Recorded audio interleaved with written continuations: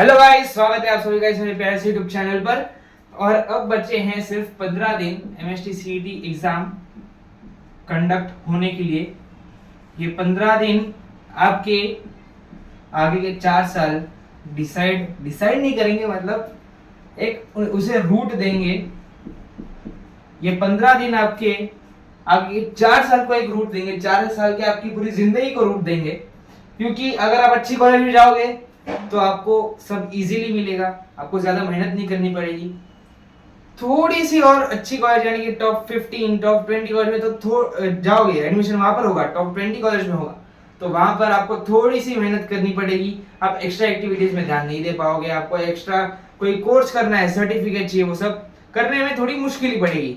सो अभी आपके ऊपर है, आपको ये जो रूट है आपको ये इजी चाहिए या आपको ये बहुत ही ज्यादा हार्ड और टफ चाहिए, आपके ऊपर है।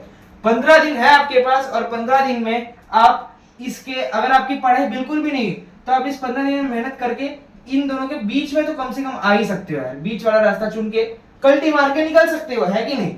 लेकिन अगर आप इस 15 दिन में भी नहीं पढ़ रहे हो, डिस्ट्रैक्शन कर रहे हो, इंस्टाग्राम पे रील्स देख रहे हो, यूट्यूब पे शॉर्ट्स देख रहे हो और सिर्फ लेक्चर देख रहे हो, प्रैक्टिस नहीं कर रहे हो, तो आपकी लाइफ आगे जाके थोड़ी सी टफ और हार्ड होने वाली है। क्योंकि लाइफ में कुछ अचीव करने के लिए मेहनत तो करनी पड़ेगी। अभी कर लो चाहे बाद में कर लो, करनी तो पड़ेगी। सो अभी आपके ऊपर है कि आपको ये 15 दिन में हार्डवर्क इन्वेस्ट करना है कि नहीं करना।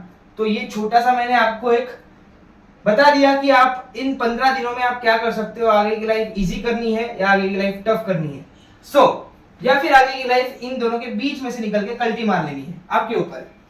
अब 3 तरह के स्टूडेंट होंगे, है ना? 3 टाइप्स। पहला टाइप एकदम टॉपर वाला, भाई उसको सब आता है। दूसरा मीडियम, हाँ सर 80% आता है। तीसरा कुछ नहीं आता, है ना? क्योंकि वीडियो देखने वाले तो तीनों लोग हैं, है ना? तीनों लोग वीडियो तो देखते ही हैं, उनको सबको गाइडेंस चाहिए होती है, चाहे टॉपर होने दो या कुछ नहीं आता होने दो। अगर आप इस वाले बकेट लिस्ट में आते हो, कुछ नहीं आता, तो सर अब हम क्या करें? सर, हमें कुछ आता नहीं है, हमने पूरे 2 साल टाइम पास किया, अब हमारे पास बचे 15 दिन है, कुछ तो बता दीजिए जिससे हम ये बीच वाला रास्ता लेके निकल जाए। क्योंकि कुछ आता नहीं है आपको, पर कुछ तो मतलब आपने लेक्चर में, आप जब हम कुछ भी करते हैं, काम करते हैं, भले ही मस्ती करते हैं, टीचर जो बोलते हैं कुछ तो कान में जाता है, वो दिमाग के पास जाता है, दिमाग कुछ तो स्टोर करता है। तो आपको अनजाने में भी आपको 20% पोर्शन थोड़ा थोड़ा करके, एकदम हल्का करके आता ही होगा। 20% पोर्शन हर बच्चे को आता है, 20% पोर्शन हर बच्चे को आता है। अब आप क्या करिए, मैंने फिजिक्स, केमिस्ट्री, मैथ्स के इंपॉर्टेंट चैप्टर्स में, यानी कि 10 चैप्टर में आप 30 मार्क कैसे स्कोर कर सकते हो, वो मैंने पहले ही यूट्यूब पे डाल दिया है। आप ये जो कुछ नहीं आता वाले लोग हैं, आप जाइए यूट्यूब पर सर्च कीजिए और वो जो चैप्टर मैंने बताए हैं वो चैप्टर अच्छे से कर लीजिए। उन चैप्टर अगर आप कर लिए, अगर आपको 120 मार्क्स आते हैं तो पॉसिबिलिटी है कि आपको 96 परसेंटाइल के ऊपर आ जाए। और 96 परसेंटाइल के ऊपर आप ये मिडल से थोड़ा सा और ऊपर वाले रास्ते से कल्टी मार सकते हो। अगर आपकी प्रिपरेशन कुछ भी नहीं हुई है, तो आप कोशिश करिए कि आपको 95 के ऊपर आ जाए। अगर आप उन 10 चैप्टर मैंने जो लिस्ट बताई, 10 में से अगर आप 7 भी कर लेते हो तो आपको 95 के ऊपर आ जाएंगे। आपको थोड़ी सी मेहनत करो, सिर्फ थोड़ी सी। वो जो मैंने 10 चैप्टर बताए हैं वो नहीं करोगे चलेगा, लेकिन उसमें से 7 चैप्टर कौन से भी तो करना ही करना, कि वो जो 10 चैप्टर बताए वो सारे के सारे इंपॉर्टेंट है। मैं जानता हूं 15 दिन में ज्यादा नहीं हो पाएगा, लेकिन 7 चैप्टर तो हो ही सकता है।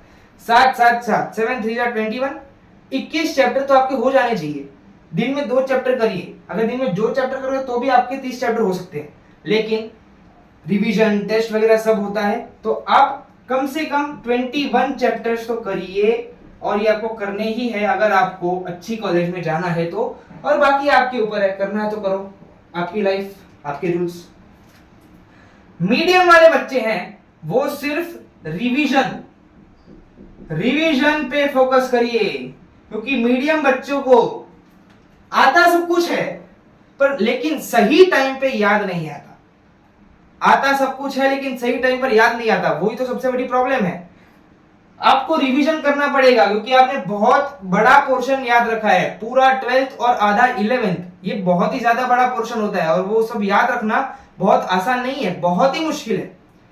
अगर आपको ये याद रखे रखना है एग्जाम तक और आपको ऐसा स्मूथ चाहिए कि हाँ फटक से मुझे याद आ जाए, ये क्वेश्चन आया मुझे फॉर्मूला फटक से याद आना चाहिए, अगर आपको ऐसी प्रैक्टिस चाहिए तो प्लीज रोज रिवीजन करिए। रिवीजन कैसे करेंगे आप? रिवीजन आप माइंड मैप से करेंगे, फॉर्मूला शीट से करेंगे। आई होप आपने माइंड मैप और फॉर्मूला शीट तो बना के रखी होगी, अगर नहीं बनाई है तो टेलीग्राम चैनल पर जाइए, मैंने अपलोड कर दिया है, वो रोज रिवाइज करिए सोने से पहले और उठने के बाद। एक डॉक्टर कैसे आपको बोलता है दवाई खाने से पहले और खाने के बाद, ऐसा कुछ तो बोलता है, तो ये भी एक आपका डोज ही है, आपके दिमाग को आपको डोज देना, ये दवाई है। रिवीजन आपके प्रिपरेशन की दवाई है। सोने से पहले और उठने के बाद आपको रिवीजन करना ही है, फुल पोर्शन का, जितना आपको आता है उतना रिवीजन करिए, आपका बेड़ा पार हो जाएगा।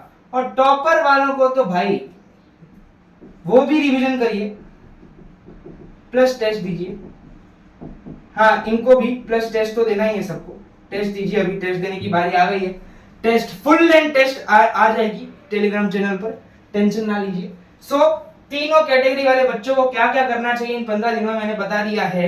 और अभी टेस्ट कैसे देनी है, रिवीजन कैसे करना है, रिवीजन कैसे करना तो मैंने बता दिया अभी आपको।